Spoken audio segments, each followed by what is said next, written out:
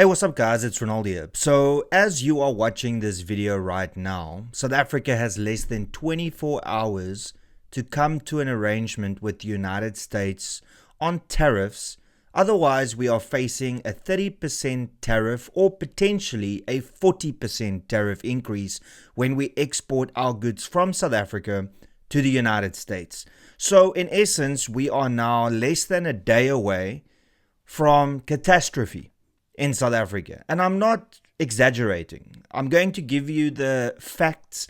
But before we do that, I want to just tell you what the latest proposal is from South Africa to the United States to sweeten the deal to get the tariffs lowered for South Africa. Now let's have a look quick.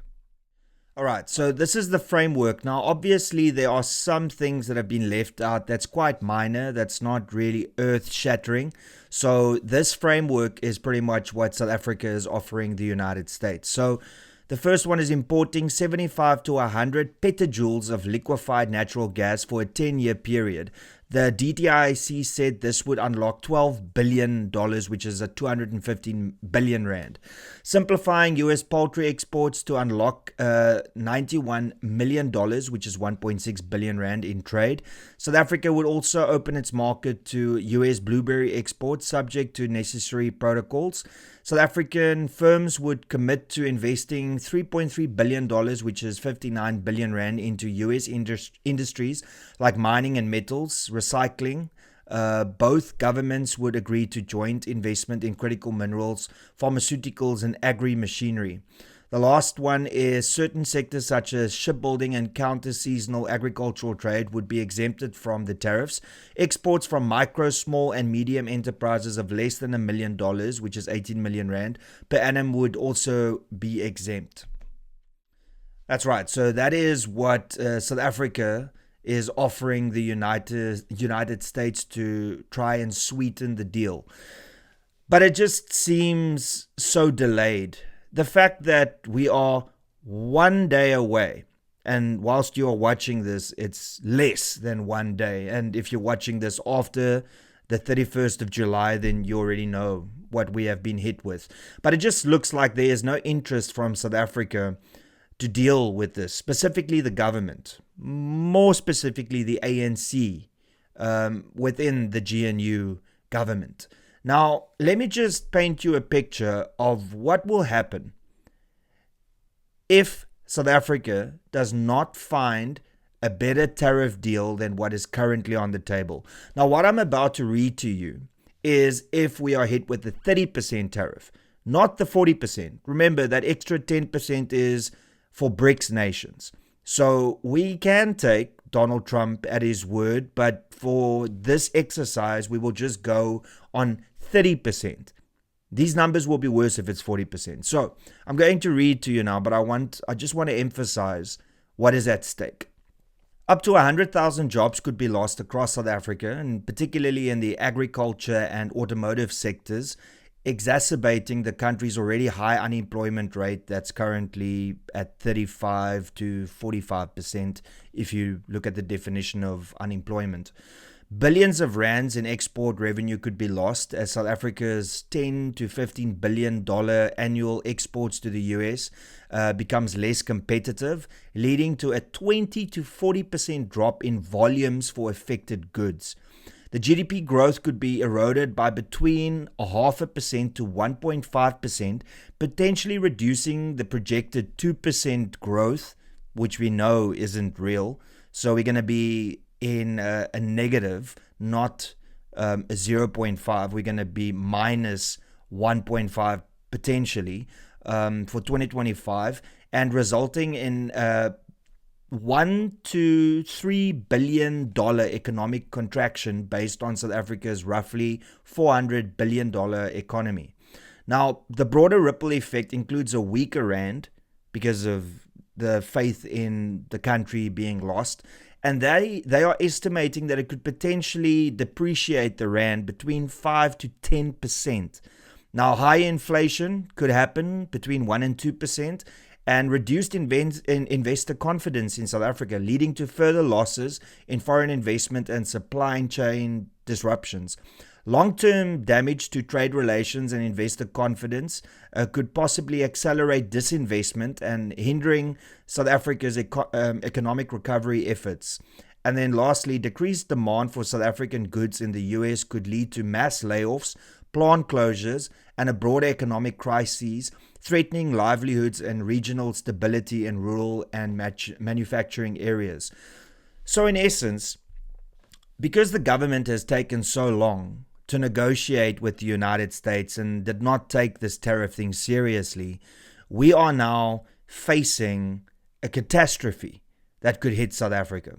Now, we all know that the broad definition of unemployment in this country already means that 45% of South Africans are unemployed. And if you look at the youth, that goes to 60 to 65% of unemployment amongst the youth. So not only is it hitting people that are already unemployed, it's hitting those that are currently employed that will arguably become unemployed because of this failure by the government. Now listen, we can argue over whether the tariffs is fair, whether it's something that South Africa should be facing, but ultimately this is the reality that we live in.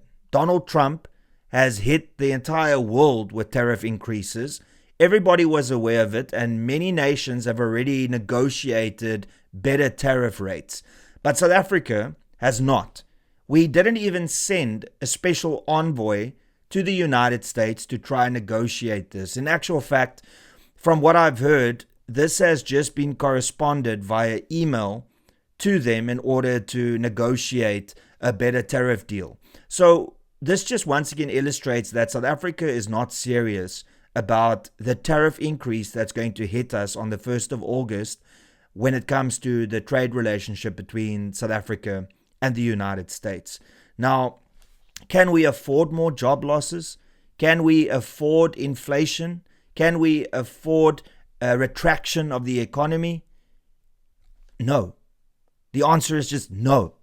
So even though the trade might be fair or not fair, the tariffs that they are imposing on us, it doesn't change the fact that this is the world that we live in and we need to deal with it. And the South African government has not dealt with it. And I find it really problematic also that we expect this from the ANC.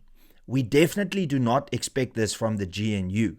So you would think that the partners in the GNU would have tried to assert some form of urgency on the ANC, but unfortunately that is not the case. And it's also really concerning that the agricultural sector that is run by a non-ANC minister, which is John Steenhuisen, is not really throwing his toys out the cot and giving ultimatums to the ANC to find an amicable solution to this.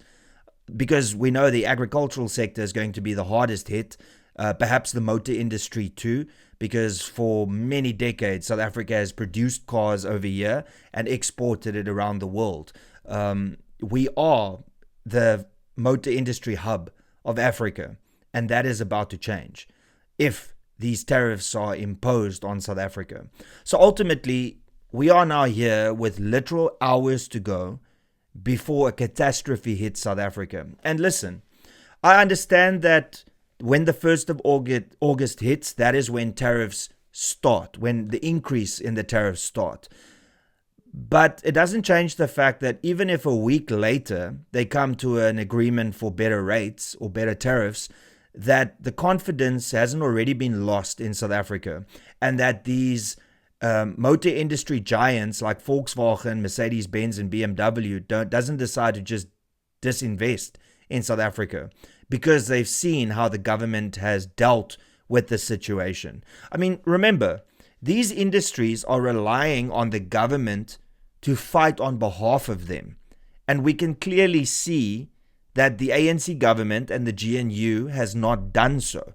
They have not done so. They have failed these industries. So whether or not it is a day into these tariff increases and then a deal is made, or whether it is 5 months, it doesn't change the fact that these industries and the private businesses that are in these industries have lost faith in the government and in South Africa, and then decide to leave this country and invest someplace else. So like I said, it is a catastrophe that is waiting to hit South Africa, and the government has not done anything to make life easier for everybody that will be impacted by this, whether you are somebody that works in one of these industries or whether you are the owner of a business in these industries.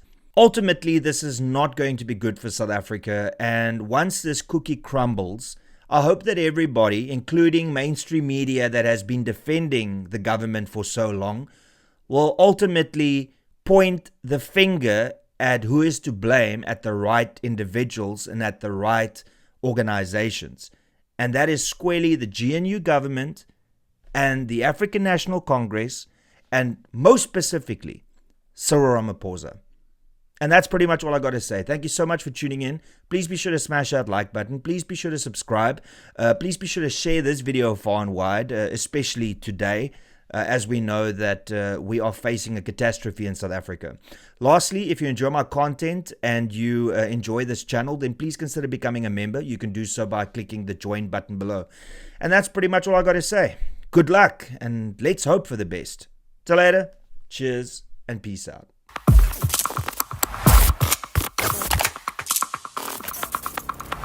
You don't even know me, but every time you see me, you say, I wear my massacre.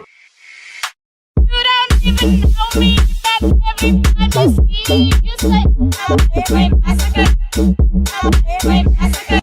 You don't even know me, but every time you see me, you say, I wear my massacre. I wear my massacre.